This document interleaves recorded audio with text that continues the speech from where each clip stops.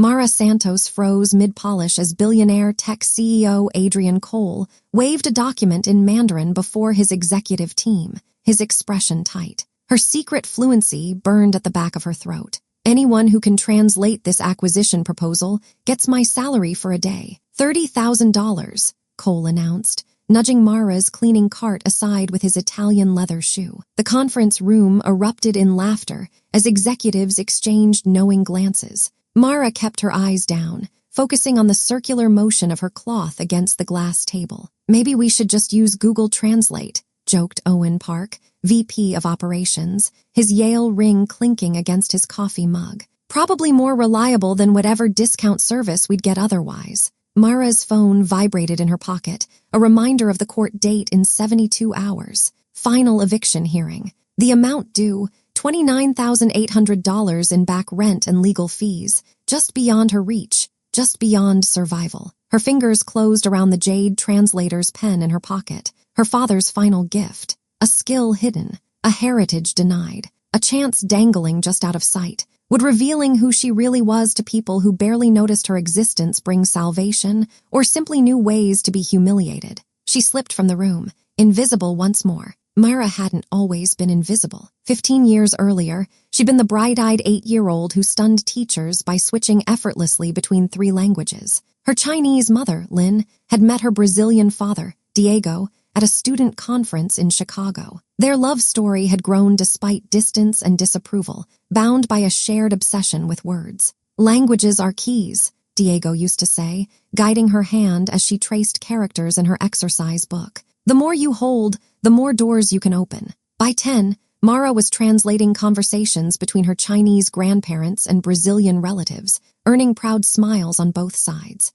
Her 13th birthday gift had been the jade translator's pen, cool and weighty in her palm, carved with characters meaning wisdom lights the path. She remembered the sandalwood scent of Diego's study, where they'd spent hours poring over engineering manuals and poetry in 3 languages. This pen belonged to a brilliant linguist, her father had told her. Now it belongs to another. 3 months later, Diego Santos was laid off from Apex Dynamics during a strategic restructuring. After 14 years developing the company's Asian market partnerships, he was discarded with a severance package that barely covered 2 months' rent. Their health insurance vanished overnight. When his persistent cough turned out to be advanced lung cancer, medical bills piled faster than responses to his fruitless job applications. Mara remembered the night he came home from an interview at a rival firm, his face gray. "They won't touch me," he'd whispered to Lynn. "Cole has blacklisted me. He says I know too much about their trade deals." 6 months later, Diego was gone,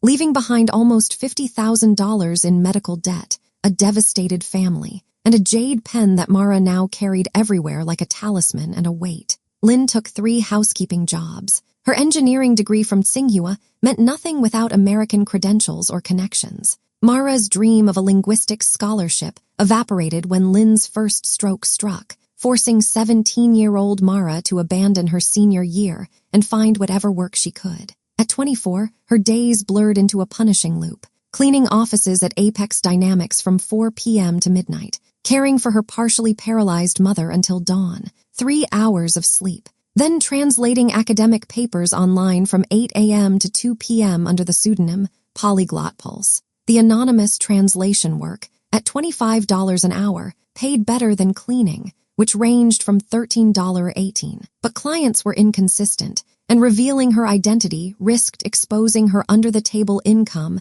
and jeopardizing Lynn's fragile access to state medical assistance. 60-plus hours a week, every month, $2,300 for rent in their cramped 1-bedroom, $520 for Lynn's medications, $300 toward her father's debt, $220 for groceries, $160 for utilities. Survival math. Nothing for emergencies. Nothing for dreams. For 5 years, Mara drifted through Apex Dynamics like a ghost, emptying trash bins while executives discussed billion-dollar expansions. She perfected the art of invisibility while her ears absorbed everything. She knew Adrian Cole had frozen employee raises while commissioning a $16 million hillside villa outside Seattle. She knew Owen Park had stolen credit for the Tokyo market strategy that junior analyst Meena Patel had actually developed. She knew the company's glossy, global inclusion campaigns masked an ugly reality. Support staff were overwhelmingly immigrants and people of color, while the executive suite was almost entirely white and American-born. Her fluency in Mandarin, Portuguese,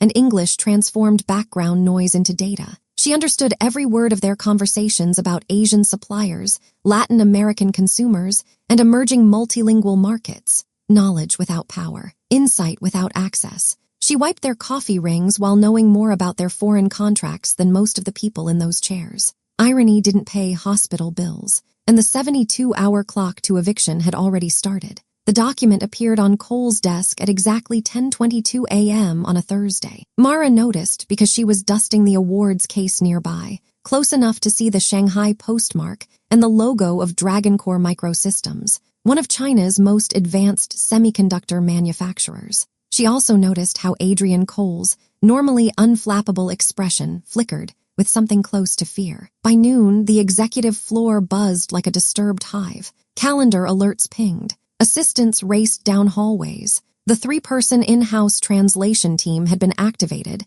Then the bad news hit. Their chief translator was stuck in Hong Kong with a family emergency. One associate was in Seoul at a trade summit, and the other was on medical leave. The freelance agency they sometimes used refused to touch a document that's sensitive without proper contracts and lead time. Mara emptied wastebaskets in a practiced rhythm as Cole burst from his office, waving the document. Everybody in the strategy room. Now, she should have clocked out. Her Friday shifts ended at noon, but habit, or fate, kept her there, wiping down already clean surfaces as the executives assembled. Cole dropped the folder on the table. Long is offering us a strategic manufacturing alliance. This could lock down our supply chain for the next decade. That's incredible, Owen said, then frowned. I assume there's a catch. There is, Cole replied. They've sent the entire proposal in Mandarin. Every page. Technical specs, legal terms, all of it. Our in-house translators are unavailable,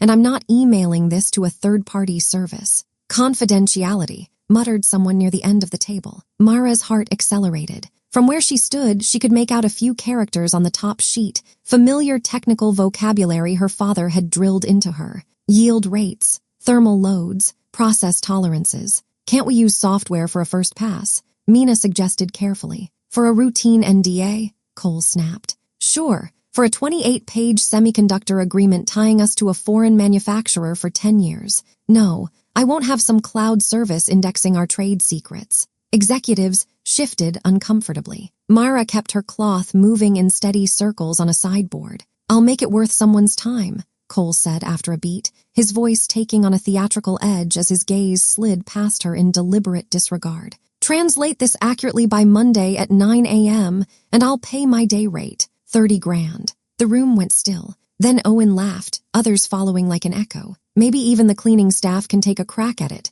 Cole added, a smirk twisting his mouth. Assuming they got past high school English. More laughter, harder this time. We can split it among the project team, Owen suggested. Use machine translation for the skeleton, then fix the obvious errors. Fine, Cole said. But remember, Long expects a response in 72 hours, and the documents do not leave this building. As the executives fanned out, grabbing copies, Mara noticed 2 things. First, they were already mistranslating the title, muttering about a collaboration memo, when the characters clearly indicated exclusive foundry agreement. Second, the 72-hour deadline dovetailed almost perfectly with hers. $30,000 would cover the eviction, Lynn's next procedures, and the worst of their debt. It was nearly everything she needed, but revealing what she could do might cost her job if she stumbled, or if she succeeded too well and threatened fragile egos. And if she helped Apex lock down a deal that enabled the same ruthless cost-cutting that had destroyed her father's life,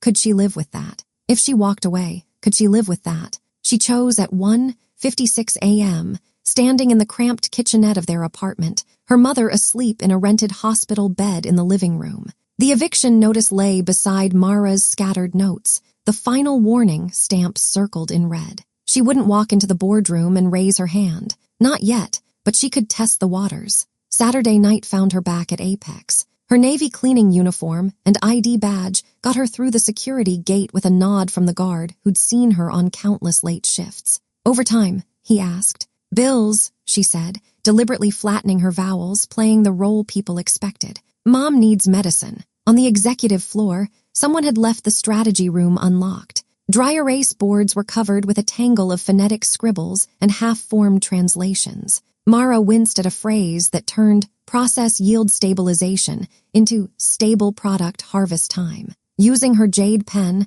she carefully corrected 3 key sections on the whiteboard, choosing portions that would showcase real expertise but still leave huge gaps. Underneath, in small, neat print, she signed, "Midnight." By Sunday morning, her anonymous notes had lit a small fire. Mara lingered near the doorway as she polished the glass wall. Owen stood at the board, frowning at the corrections. "Who the hell is Midnight?" he asked. "Security says nobody unauthorized came through after hours," replied the risk officer. "Must be one of us." Mara watched through the reflection as Owen's face shifted from confusion to calculation. Then he uncapped a marker and, with studied nonchalance, erased the Midnight signature. "Actually, I made those fixes," he said. "Been doing some private Mandarin lessons. No need to make a fuss." Cole's eyes narrowed, then he clapped Owen on the shoulder. "About time someone showed initiative. You're leading this." Mara's small victory soured instantly. Her work, his promotion. The injustice burned,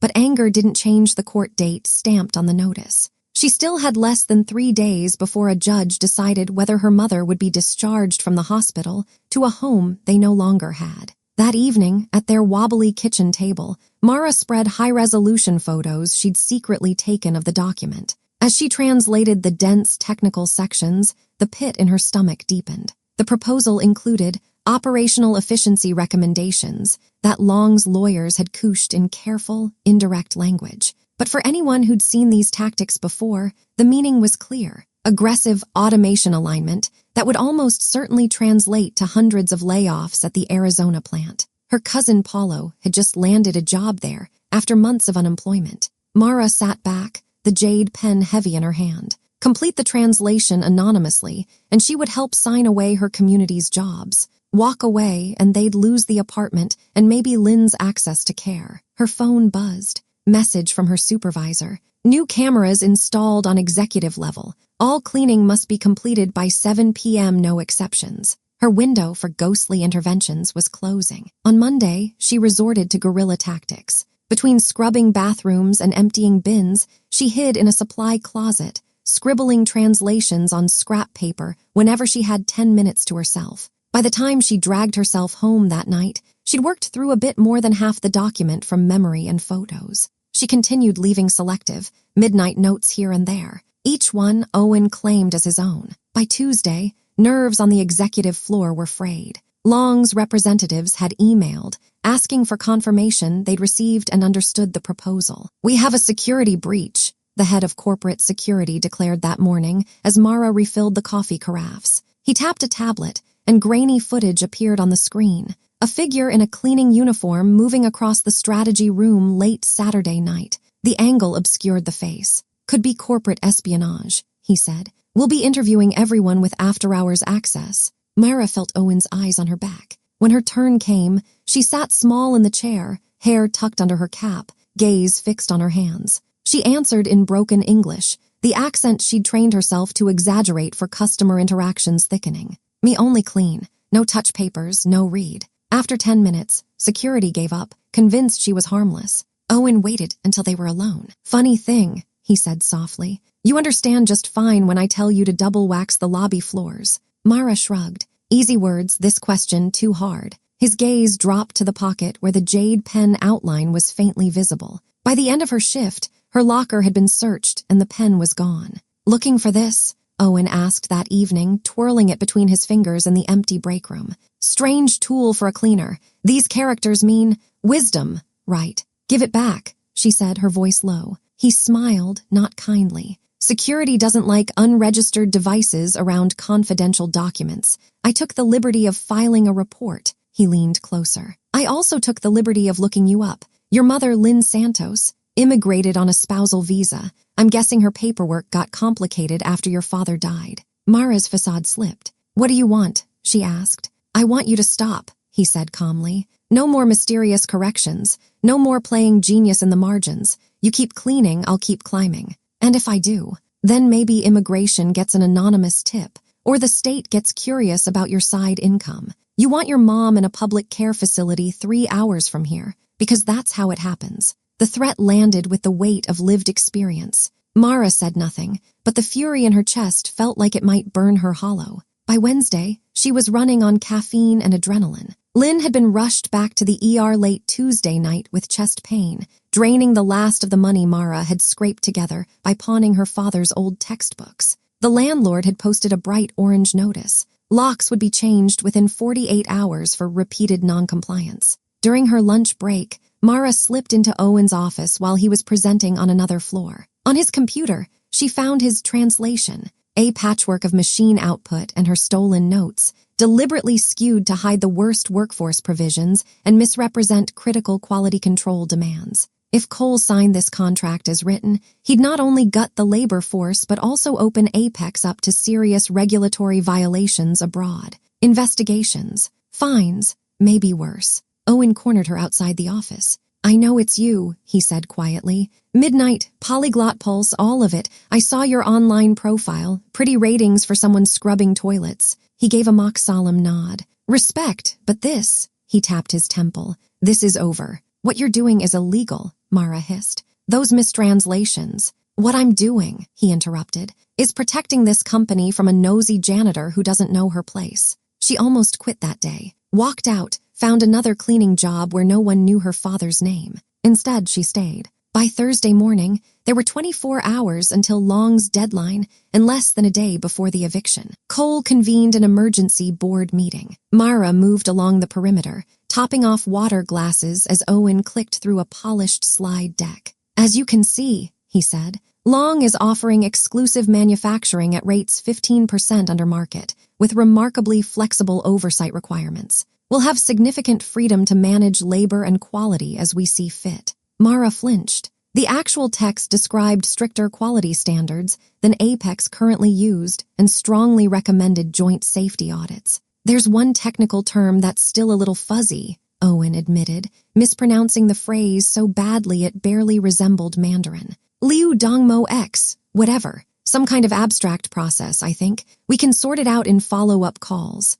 The mispronunciation grated across Mara's nerves. Before she could stop herself, the correction slipped out. "Liudong Moxing," she said softly with proper tones. "It means dynamic modeling system. It's about how the chips handle thermal fluctuations under load, not abstract at all." Silence fell. Every face turned toward her. Cole's eyes narrowed. "You speak Mandarin." Mara straightened. Hiding had got her this far, and nearly nowhere. "Mandarin, Portuguese, and English fluently," she said, voice steady. "I can read Japanese and Korean well enough for technical material." "She's lying," Owen snapped. "She's a cleaner, and probably the one sneaking in here at night." "My father was Diego Santos," Mara continued, ignoring him. "He built your Asia-Pacific partnerships before you forced him out. He taught me business Mandarin and semiconductor terminology before I was a teenager." Recognition dawned on several faces, Cole's included. "Santos," he said slowly. "I remember him, and I translate professionally under the username Polyglot Pulse,"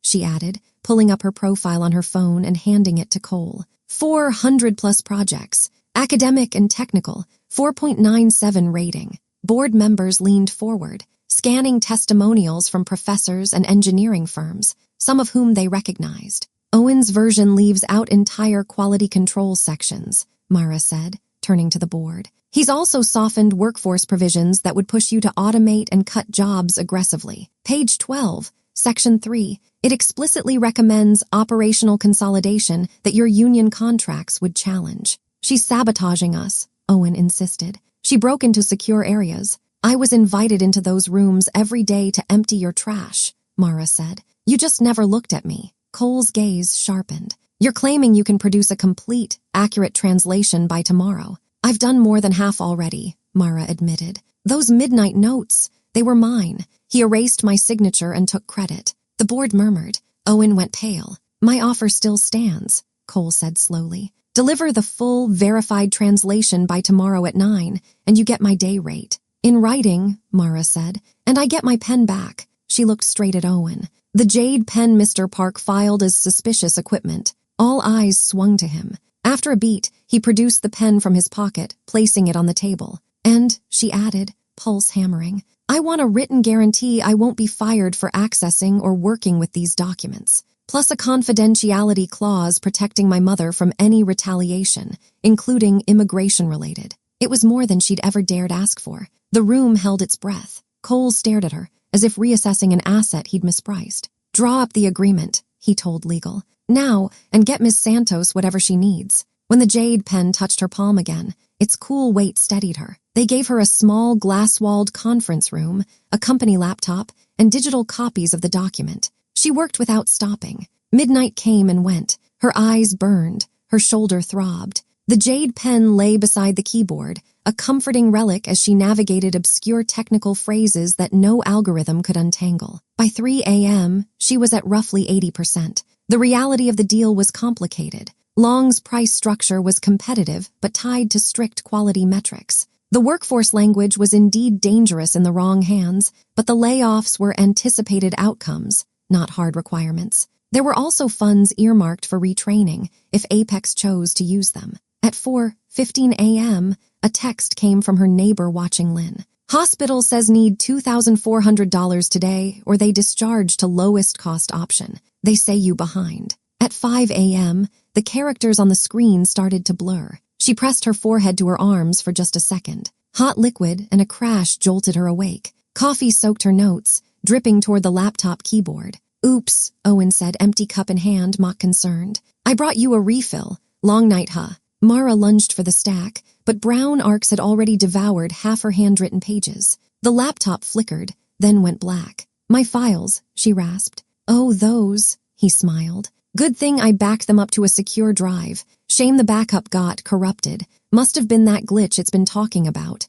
She stared at him. You deleted them. I protected this company, he said, voice low. Cole doesn't need a janitor unraveling his biggest deal. Walk away, Mara. It's already over. Her phone buzzed. A message from the landlord. Sheriff scheduled today 4 p.m. to execute eviction. No further extensions. She had lost hours of translation. Lynn's bed. Their home. Her father's pen had coffee stains across its carved surface now. For a moment, quitting felt like the only sane choice. Then the hospital called. Lynn's condition had worsened. They needed authorization to proceed with another procedure, one Mara could no longer afford. The call ended. Mara picked up the pen. She worked with what survived. Damp pages, fragments in her memory, Diego's voice from long-ago lessons. Sections she'd read so many times they were burned into her brain came back in full sentences. For the trickier clauses, she used Diego's old research journal, which she'd tucked into her bag that morning without thinking. In its pages,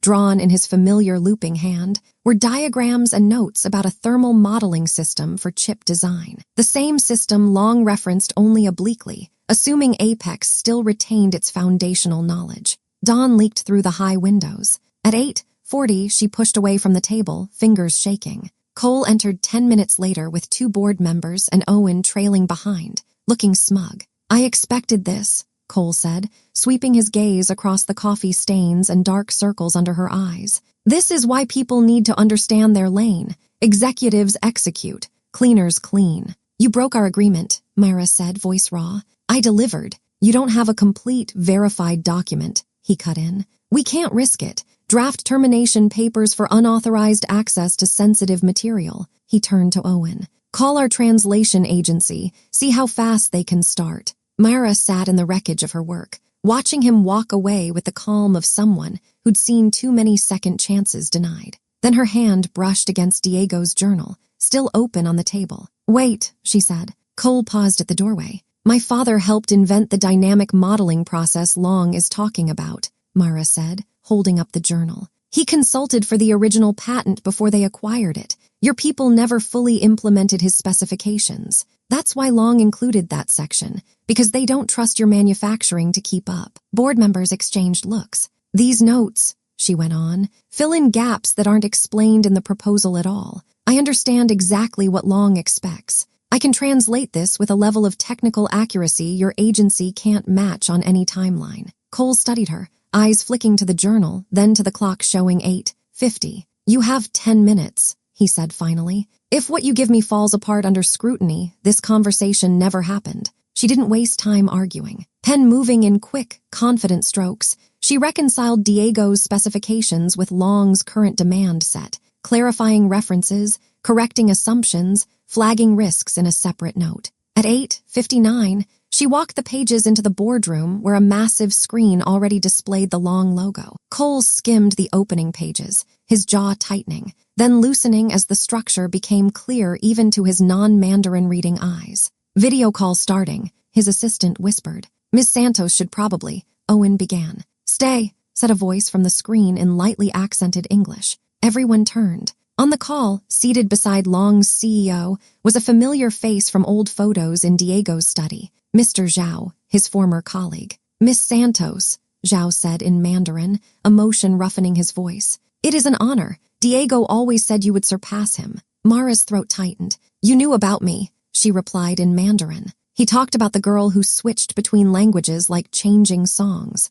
Zhao said, smiling. We did not know you were here until someone at Apex started correcting translations in a very particular way. Only someone trained like Diego would see the subtleties we embedded. Cole glanced helplessly at the interpreter headphones that suddenly felt irrelevant. Switching to English, Mara said, they included deliberate linguistic traps to test whether Apex still had deep internal expertise. She looked at Cole. That's what this really was, a capability test. And did you pass? Cole asked Zhao, his tone cautious. That depends, Long's CEO said in Mandarin, eyes on Mara. On whether Apex is willing to listen to the person who clearly understands both our technology and our culture. Mara translated calmly, then, in Mandarin, asked, were the workforce recommendations meant as hard requirements? They were meant, Long's CEO replied, to see if Apex would default to cutting people instead of innovating processes. Mr. Santos warned us about certain patterns here. Mara turned back to the room.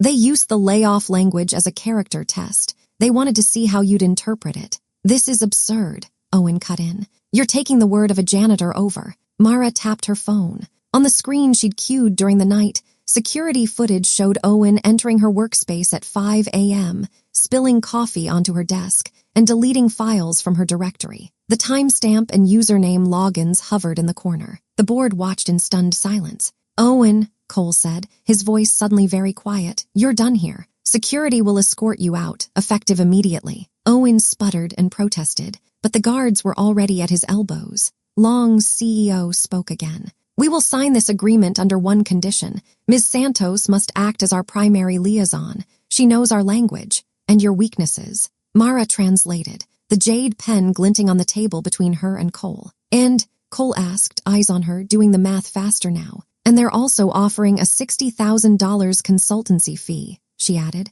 paid directly to me for cultural and technical mediation. They're calling it a legacy acknowledgement for my father's contribution. Every deal instinct Cole possessed flared behind his gaze. The contract promised Apex a massive supply advantage and a boost to investor confidence if they could announce Long as a partner by end of day. Without Mara, that bridge was gone. He exhaled once. Then Ms. Santos is our liaison, he said, and our new director of global integration effective immediately. The call moved into detailed discussion. Mara translated effortlessly, clarifying nuances, pushing back where Long's terms bit too deep, suggesting compromises that made both sides nod. When the session ended, both CEOs shook hands with their virtual counterparts, lawyers smiling at projected profit curves. Afterward, Cole handed her the signed agreement they'd drafted the night before, now countersigned and augmented with the consultancy clause. Our deal stands, he said, $30,000 plus your new salary and Long's fee. By that afternoon, the eviction was halted, the landlord paid, and the hospital deposit wired. Mara sat beside Lynn's bed, the beeping machines now less like countdown clocks and more like bridges to time they might actually get to enjoy. 6 months later, Mara looked out from her own office on the 28th floor, the same floor she used to vacuum silently. Floor-to-ceiling windows framed a city that no longer treated her as a shadow. Her nameplate read, Mara Santos, Director of Global Integration. On her desk, beside dual monitors and a neat stack of reports, sat 2 frames. One of Lynn, now in outpatient rehab, relearning how to climb stairs with stubborn determination. The other of Diego in his old Apex badge photo, eyes bright. The jade translator's pen rested in a small glass stand, the coffee stain a faint, permanent scar running along one edge. She touched it sometimes before big meetings, the sandalwood memory of her father's study rising like incense. Her first act as director had been to set up the Santos Scholarship Fund for employees' children, prioritizing those from immigrant and first-generation families. Her second was more quietly radical, a company-wide hidden skills initiative. Every employee, from reception to warehouse, was invited, encouraged, to log any additional languages, degrees, or past careers in a new internal portal. The results stunned even her. A security guard with an engineering degree from Lagos was now on the system's design team. A cafeteria worker fluent in 4 languages assisted with Latin American market outreach. A night shift IT tech whose sketches she'd seen on a break room napkin now worked in UI/UX design. Long's partnership had already boosted Apex's market share in Asia by nearly 30%. An internal survey showed employee retention up almost a quarter since they'd started tapping hidden talent instead of importing it from the same narrow networks. Cole hadn't transformed into a saint. He still talked in earnings calls about unlocking non-traditional human capital channels rather than finally noticing the people cleaning our floors. But he'd learned that profit and fairness didn't have to be enemies, at least not when someone like Mara controlled the translation between worlds. The door to her office opened slightly. "Ms. Santos," her assistant said, "your mother's therapist called, says her mobility is ahead of schedule." "Obrigada," Mara answered, letting the Portuguese roll comfortably off her tongue. She stopped shrinking her voice to fit other people's expectations. Her phone chimed with a reminder, quarterly board meeting in 10 minutes. 6 months ago, she'd been pouring coffee in that room, ignored unless she spilled something. Now she walked in as a voting member on strategic international decisions. On her wall, a framed article from a business magazine bore the headline, "From Night Shift to C-Suite, Apex's surprise star drives global growth." The subheader quoted her. "Talent doesn't always arrive in the packaging you expect." The article didn't mention the nights spent hiding in supply closets or the eviction notice curling on the old apartment door. But Mara remembered. Her next initiative, already in draft, would formalize promotion pathways from operations to leadership, with mentorship and education stipends for anyone ready to step forward. She picked up the jade pen, slipped it into her pocket, and walked toward the boardroom. Colleagues greeted her in the hall. "Bom dia, Mara. Chinese letter, Chinese letter, Chinese letter. Morning, director." She answered each in kind. Each language another thread in the web, she was quietly spinning through a company that had once been content to look right through her. In the boardroom, the members stood when she entered, a sign of respect she was still learning to accept. She set her notebook down, numbers and narrative neatly aligned. The first slide on the screen showed the growth in revenue alongside the chart of internal promotions since the Hidden Skills Initiative. "Good morning," she began, first in English, then in Mandarin, then in Portuguese. "Today, I want to talk about how listening to the people you don't usually hear from doesn't just change lives, it changes your bottom line." As she spoke, the jade pen moved across the page, not to translate someone else's words, but to sketch the blueprint for the world she intended to build, one where the next midnight didn't have to hide in the margins to be seen.